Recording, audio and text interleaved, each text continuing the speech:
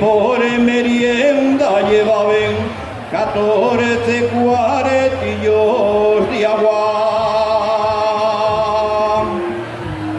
También llevaban los fierros y a menudo cabruñaban. También llevaban 2 reales, los que ellos nunca gastaban. Le di a Nuestra Señora por ser fiesta muy nombrada, vacía y mozur de Teverga, es un de la orecha y arga.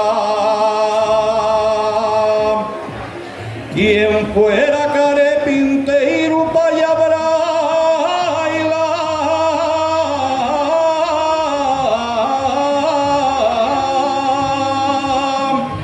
la viga y el madeiro, col puntear, punteiro, con el yapiceiro, con la regla y el compás, que dice mi mamá,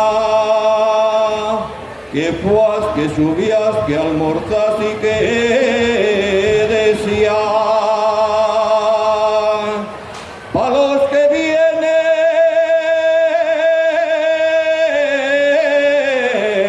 detrás.